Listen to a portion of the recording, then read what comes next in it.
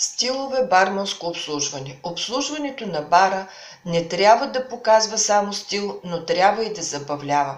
Различават се два основни стила в баровото обслужване – класическо и атрактивно или флеер. Класическото барманство представлява традиционно смесване на напитки, базиращо се на научна основа. Атракционният стил се опира на традиционните рецепти и правила за сервиране, но отива по-далеч от това, търсейки по-атрактивно представяне.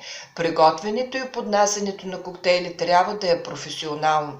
То е действие, премесено с атракция. То е като да се забавляваш, докато работиш. Включва подхвърляне, завъртане, балансиране на бутилки, чаши и средства за работа на бармана. То е изкуство, скорост, прецизност. Не е просто жонглиране на предмети, а специална техника и метод за поднасяне на напитки, който е създаден да придаде емоция в преживяването на госта. Барманите използват различни трикове, като пирамида от чаши, подхвърляне на резенчета лимон и хващането им с чаша, подхвърляне на бутилки при тях, жонглиране, сипване зад гърба или специално създадена хореография, която включва и членове от останалия обслужващ персонал. Стремежа се да направят престоя в бара по-забавен, някои бармани превръщат в шоу приготвянето на всяка напитка. Екстремно сервиране или сценично, артистично флеер сервиране означава игра, да се прави шоу, да се изнася представление, да се развличат и забавляват гостите, да се използват зрелищни елементи. Съчетаването на професионални елементи и на елементи от шоуто повишават посещението на бара, а съответно и приходите и бакшиши. За да се постигне успех, трябва да се комбинира стил, атрактивност, забавност, чувство за хумор и желание за сценична изява. Така ще бъде интересно на гостите, ще е забавно и персоналът на бара ще е доволен, че прави клиентите си щастливи. Основни правила, които трябва да се спазват при спектакъла са: да не се допуска загуба, разливане или разплискване на алкохола, да не се забавят поръчките при обслужването на гостите, да не се тренира никога на работното място. Сламката често се използва от барманите за установяване на контакт с госта и за включването им в шоуто. Научете се как да ги подхвърляте и те да падат в чашата с напитка. Хората обичат да се забавляват. Подхвърляйте от лявата към дясната ръка и обратно. Опитайте най-напред само с един предмет и с по-малка арка, държейки го с палеца и показалица. Опитайте с по-висока арка. Добре е да практикувате най-напред с пластмасови чаши. Пирамида от напитки. Голяма атракция е да поставите няколко чаши една върху друга. Колкото повече, толкова по-атрактивно е самото преживяване, но и по-трудно за изпълнение. Внимавайте да не изпуснете чаша или някой да не вземе средната. Много внимание е необходимо, когато строите и когато разваляте пирамидата. При атрактивното приготвяне и поднасяне на напитки, бармана не е клоун в цирка, въпреки че участва в своеобразно представление. Независимо от начина на сервиране, барманите са в бизнеса за приготвяне на напитки. Подхвърляйки бутилка, трябва да мислите и за представлението, и за напитката. Ако демонстрирате завидни жонгльорски умения, но забравите да завършите и да поднесете напитката, ще имате недоволен клиент. Консуматорите с удоволствие наблюдават артистичността на бармана. Търсенето на шоу и смесването и сервирането на напитки е развлечение не само за госта, но и за персонала. Барманите често се отекчават да наливат едни и същи напитки с часове. Ако персоналът е отекчен, как да се очаква гостите да се развличат и да посещават бара? Атракцията дава възможност да се предизвика интерес в нещо толкова рутинно, като наливане на напитки. Стимулира се развитието на бармана и неговото усъвършенстване. За да стане барманът добър, той трябва да е запознат с класическото барманство. Всеки може да застане над бара, да налива напитка в чашата и да я подава. Това не е достатъчно, за да бъде барманът конкурентен. Съвременното професионално барманство изисква талант, познание и умения.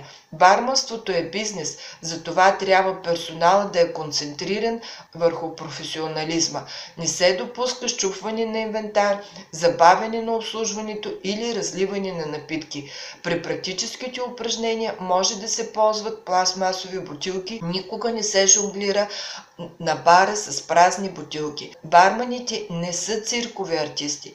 При хореографията на съчетанието на позициите и движенията трябва да се има в предвид, че те трябва да са естествени, да спомагат за смесването на напитките, да се прилагат без да се прави компромис с технологията на приготвяне или сервиране на питието. При представлението се използват чаши, жонглира се с една или две бутилки, бутилка и кутия или различни гарнитури, сламки и други. Всички движения са подчинени на приготвянето и поднасянето на напитката. Сервирайте, изслушвайте и развличайте гостите. Основни методи за смесване на напитките. Наливане на една напитка върху друга, при която те се размесват. Смесени напитки се приготвят по този начин. Най-напред се прибавя алкохолната напитка, след това газираната, която всъщност играе ролята на миксер. Издигането на мехурчетата въглероден двуокис дава възможност на напитката да се хомогенизира по естествен начин.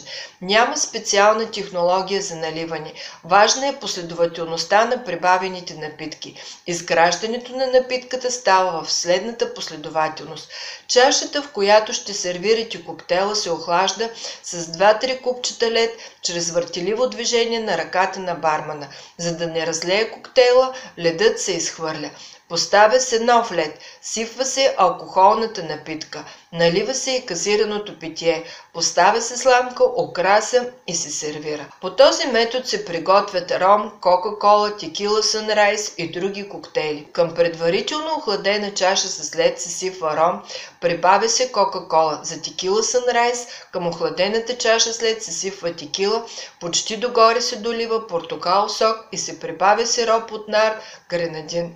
Това придава на напитката така наречения изгрев. Смесване чрез разбъркване с барова лъжица. Стир. Смесените напитки, които се базират на бистри ликьори като мартини, винаги трябва да се разбъркват, а не да се приготвят в шейкър.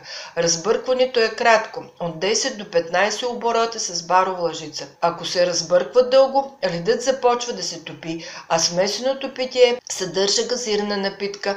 За да се запази въглеродния диоксид, разбъркването е много нежно или напълно липсва. Смесване чрез разбъркване с барова лъжица може да става директно в чашата на консуматора или в барова чаша. Приготвяне на коктейл директно в чашата на консуматора. Чашата, в която ще се сервира коктейла, се охлажда с 2-3 купчета лед чрез въртеливо движение на ръката на бармана. За да не се разреди коктейла, ледът се изхвърля. Поставя се нов лед, ако е необходимо според рецептата. Напитките се наливат последователно, съгласно рецептурата, като стриктно се спазват количествата. Коктейлът гарнира с плодове, цветя и други и се украсява с лампа, пръчица за разбъркване и други елементи. Приготвяне на коктейл в барова чаша.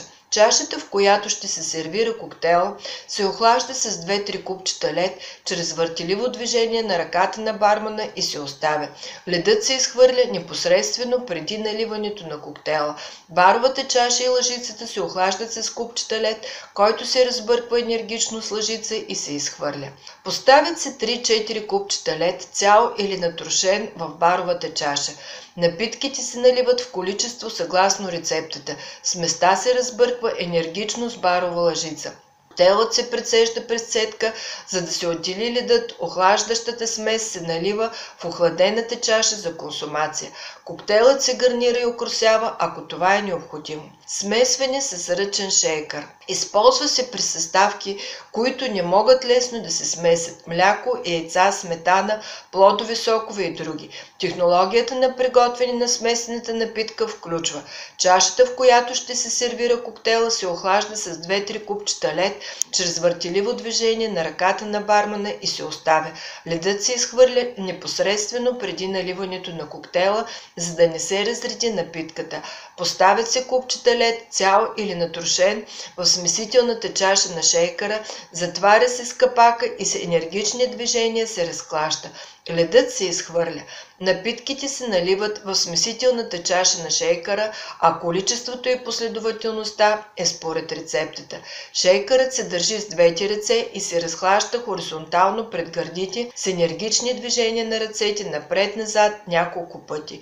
Шейкърът се държи с дясната ръка с палеца отгоре и се разклаща вертикално и с красиви въртеливи движения няколко секунди. Смесената напитка се прецежда през сетка и се налива в охладена чаша за консумация. Напитката се гарнира и украсява. Смесване с електрически миксер или блендер. Най-често смесването на напитки с блендер или миксер се използва при трудно смесими течности и замразени коктейли. В чашата на блендера се слага лед и съставките според рецептата. Блендера се включва и хомогенизира и получаването на гладка консистенция. Необходимо е да се внимава с количеството лед. Ако ледът е много, коктейлът е много слаб, а ако е малко, напитката е много течна. Препоръчва се леда да заема 2/3 от обема на смесителната чаша, а съставките 1/2 до 2/3 от височината на леда в чашата на блендера.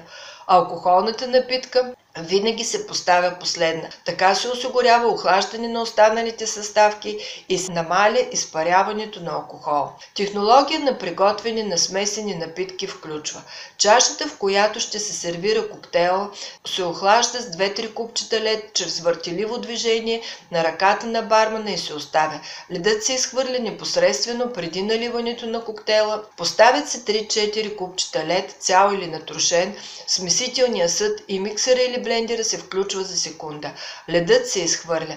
Напитките се наливат в смесителния съд, в който е поставен лед, ако се предвижда по рецептата, в количество и последователно съгласно рецептата.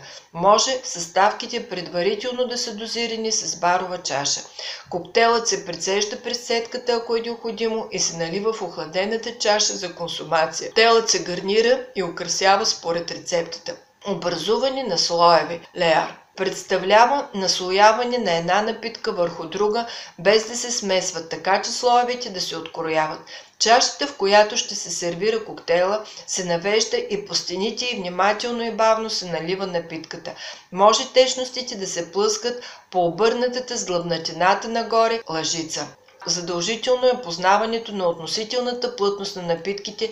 С най-висока плътност е напитката, която трябва да е най-отдолу, а най-отгоре остава тази с най-ниска плътност. Свободно наливане. Свободното наливане на напитката е без използване на мерителни съдове и чаши.